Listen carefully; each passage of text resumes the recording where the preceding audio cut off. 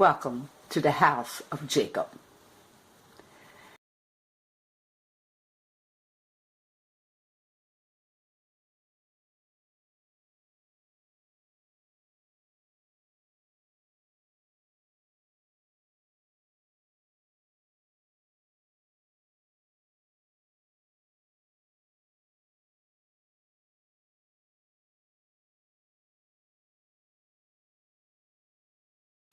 Aujourd'hui, la science sait de façon sûre que l'humanité a pris naissance en Afrique, sous la latitude du Kenya, dans cette région qui est à cheval sur le Kenya, l'Éthiopie et la Tanzanie.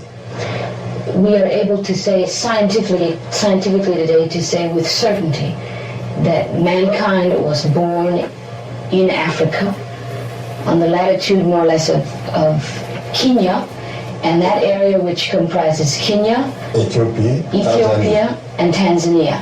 Et qui va même jusqu'en Afrique du Sud, suivant un axe nord-sud. And going on a north-south axis all the way south to South Africa. Or, une humanité qui est née sous une telle latitude au niveau de l'équateur n'aurait pas pu survivre si elle n'était pas pigmentée noire dès son apparition. So it's clear that any humanity that had its birth in that region could not have survived in an equatorial region without pigmentation. La nature ne crée rien au hasard et elle a protégé l'humanité qui est née sous l'équateur en Afrique par un écran de mélanine. C'est ce qui fait que les premiers hommes étaient nécessairement noirs tant qu'ils n'étaient pas encore sortis de l'Afrique. Nature doesn't do anything by chance, and it's for that reason that humanity, mankind that was born in a sub-equatorial region was given melanin to protect its skin, and it's for that reason that it is clear, it is certain that first man had to be a black man.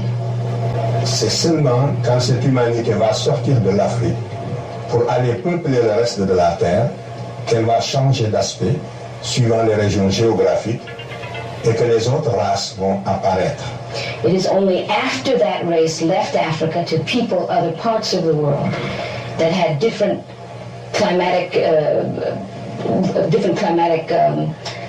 phenomena that man changed and became and took on different aspects, had a different look. Ces premiers hommes, les trois autres sont sortis de l'Afrique. Three others did leave Africa. Qui est à droite maintenant, et on ne le verra que l'homme qui est au milieu est entré en Europe il y a 40 000 ans. 40,000 years ago, the man in the middle left Africa and went to Europe. Il va vivre en Europe de moins 40 000 ans à moins 20 000 ans, et c'est pendant cette période d'adaptation à un climat extrêmement froid qui est très différent du climat actuel. Parce que c'est pendant la dernière glaciation que la Terre a connu et qui a duré 100 000 ans. Il va donner naissance, donc par mutation et adaptation, au troisième crâne de droite qui est l'homme de Cro-Magnon. The skull at the extreme right of the screen is that of Cro-Magnon man. It was between 40 and 20 years ago that the man in the middle left Africa to go into Europe at a time during what is called the final or the last glaciation. The climate in Europe was extremely cold. It was much colder than it is now. And during this period of some 20,000 years, he underwent the adaptation to become what we know as white man. Donc, c'est bel et bien, si on s'en tient sans préjugés, aux données rigoureusement scientifiques, nous sommes bien obligés d'affirmer en toute sérénité que c'est l'adaptation du climat lié à ce climat froid qui a donné naissance finalement au type qu'on appelle conventionnellement maintenant le type leucoderme ou l'homme blanc. Le blanc est sorti du noir à la suite d'un processus d'adaptation à un climat froid. Et cela, tous les spécialistes aujourd'hui le savent dans leur fort intérieur, même s'ils ne le disent pas avec autant de netteté. It is very clear to all of the scientists involved in this field, even if they are only able to say it within themselves and unable to say it publicly, that the man that we know conventionally to be a white man evolved from a black man over a period of some 20,000 years of adaptation to a different climate. And if we are to say with any serenity, resting totally on scientific data, that is the conclusion that we must come to. Donc, nous voyons bien que l'humanité, en sortant de l'Afrique et en s'adaptant aux différents climats de la Terre, a donné naissance aux différentes races. Voilà comment les races sont nées. Donc la race est une notion géographique. Si le premier homme que vous voyez au milieu n'était jamais sorti de l'Afrique, il n'y aurait pas eu de différenciation raciale. L'humanité serait homogène et noire. If the man that we see in the middle there had never left Africa to people other parts of the world, and if those people in other parts of the world in different climates had not, through the process of adaptation, become what they are in various regions of the world, all men would be homogeneous, and all men would be black. Le reste de la Terre n'aurait pas été peuplé, serait désert. Et il y aurait eu une seule humanité noire cantonnée en Afrique. Et le reste de la Terre ne serait pas habité. If that man had not left Africa, the rest of the world would have remained a desert, would never have been people. Donc, voilà, vous voyez donc que j'ai répondu à la question que vous m'avez posée en demandant où se situe le noir dans l'évolution de l'espèce humaine. Et je vous réponds qu'en toute rigueur scientifique, le premier homme de la Terre était un noir qui va se différencier pour donner naissance aux autres races. Voilà la conclusion à cette première question. And so to answer precisely your first question, which is or was, to what extent or in what way do blacks figure in the origin of man, the answer is the first man was black.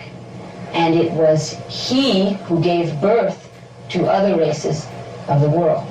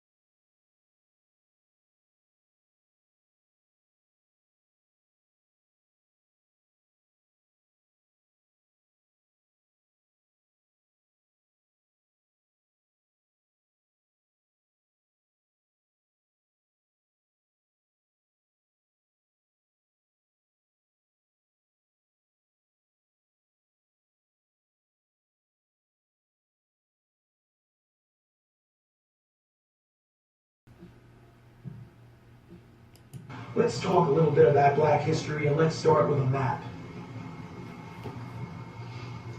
This is a map of the area around the Mediterranean Sea. Up here we have Europe. Here's Africa. I think you can see on your screens that in this area of Africa that I'm pointing to is a desert. This, of course, is the Sahara Desert. The territory to the north is fertile, and the territory to the south is fertile. In fact, it's very fertile. Now let's talk about empires. The first great empire in Western civilization was probably Egypt, over here. Not much is known about the early Egyptian empire. There's lots of speculation. But in the process of time, the empire passed. Israel was great for a short time, but that didn't last either. Now, I don't have to tell you that a great empire arose in Greece. Most Historians of intellectual Western history trace the history of Western intellectualism to Greece. Now, the Greek Empire didn't last too long, a number of centuries. One could reasonably ask why Greece became so great and why it was unable to hold on to its greatness. One could write whole books on that subject, and I'm sure that lots of such books have been written. But the fact of the matter is that for whatever reason, the Greek Empire rose, the Greek Empire fell. Subsequently, Western civilization moved over here to Italy. That's, of course, what we now call the Roman Empire. The Roman Empire at its peak stretched from Spain all the way around the Mediterranean, encompassing Arabia and parts of northern Africa. The Roman Empire lasted longer than just about any other, better part of 1,000 years. But in the process of time, Rome passed as well. There was a Persian Empire, which had its roots over here in Persia, actually over here, Iran. The Persian Empire at its peak stretched from Egypt, encompassing most of the Middle East, just about up to Greece. And the Persian Empire passed as well. The end of the Persian Empire came, I guess around the year 640 or so, when the armies of Muhammad began to conquer the Middle East, a process which was completed with lightning rapidity. So the next great empire was the Empire of Islam, an empire which, in many respects, has not ended to this day. It arose in Saudi Arabia, immediately conquered the entire Middle East, conquered Persia. The Persian Empire was Zoroastrian in religion. They got rid of that, replaced it with Islam. They tried desperately to get into Europe at this end and failed, but what they did do was they came across North Africa, and North Africa fell to the Muslims. It fell quickly, so that by the year 710, they were over here at the Straits of Gibraltar. That was only, about 60 years after the death of Muhammad. It took them only 60 years to conquer the entire Middle East and get over to this point right here. This puts us at the year 710 AD. Now, in the year 710 AD, a fellow by this name, let's get him to stand up a little better, Tariq ibn Ziyad, means Tariq, the son of Ziyad. Tariq was, I believe, a Moroccan. This is Morocco over here.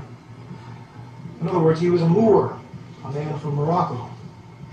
This whole North African empire, Islamic empire, came to be called the Moors, or in Shakespeare, the Blackamoors. Sounds like we had some black people there, huh? Tariq took the armies of Islam across the Straits of Gibraltar and landed on the Rock in the year 710 AD. You'll never guess what he did next. He burned the boats. He made up his mind that if his armies of Islam could not conquer Spain, they weren't going home. So he burned the damn boats, and that left them facing one way, which was straight forward. And in the year 710, they swept across the Iberian Peninsula, and they took the land that we now call Spain for Islam. For just about 800 years, until precisely the year 1492, the year Columbus sailed for America. For almost 800 years, Spain was a Muslim country. The army stopped at the Pyrenees Mountains because they couldn't beat the French. In honor of his conquest, they called what is now called the Rock of Gibraltar Jabal al-Tariq, which means the Mountain of Tariq. And the British, in their inimitable way, turned Jabal al-Tariq into Gibraltar. We now had an African Muslim empire which stretched from the Pyrenees Mountains, encompassing all of Spain, Morocco, and the whole north coast of Africa, right up to Egypt, and the area south into the Sahara Desert, as far as any man cared to stake a claim. This northern African empire, which was eventually headquartered in Spain, went under three names, and here they are. All the same empire, really, but three different names. From 710, the year that the Muslims moved into Spain, up until about the time of the Crusades, this was called the Umayyad Empire. And it wasn't just North Africa, because at that time, up until the Crusades, Islam had a world government. It was one empire, ruled from Damascus, and it was called the Umayyad Empire. But around the time of the Crusades, the Umayyad Empire fell apart into smaller empires. And the empire encompassing Spain and North Africa at that point was called the Almoravid Empire, later the Almohad Empire. These names, Almoravid and Almohad, come from names of tribes, but it was all basically the same region. This area, from Spain, North Africa, all the way to Egypt and well into the Sahara Desert, an area just about the size of Western Europe. Now, around the time of the Crusades, Islam made its way across the Sahara Desert into this fertile sub-Saharan region, and a second Islamic empire arose down here. This empire also went under different names, and here are the names. Originally it was called Ghana, but not the Ghana of today. A huge mass of land, which we're going to show you again in a minute. Later it came to be called the Kingdom of Mali. And finally, at around the time of Columbus, it was called the Kingdom of Songhai. Songhai being the name of an African tribe which conquered the territory. 3 different names, but all really the same kingdom.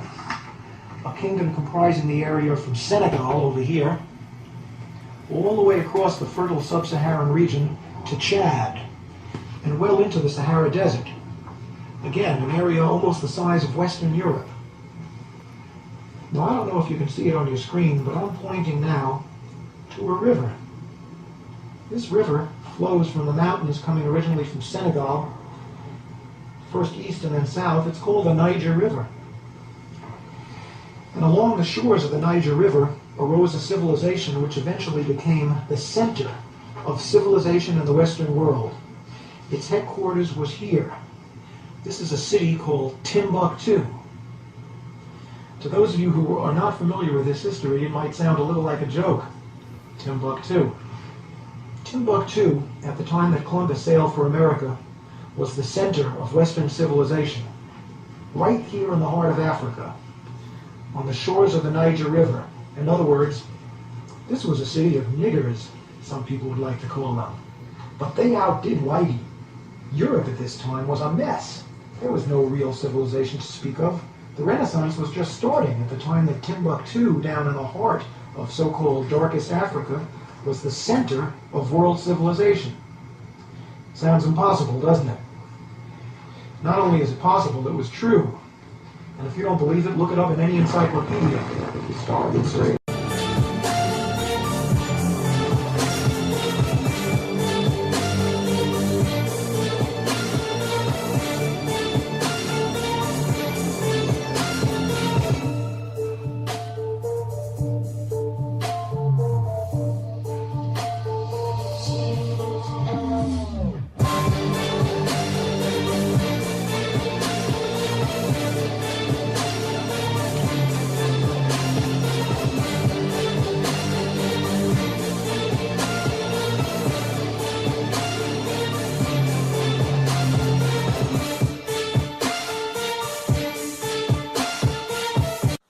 Welcome to the house of Jacob.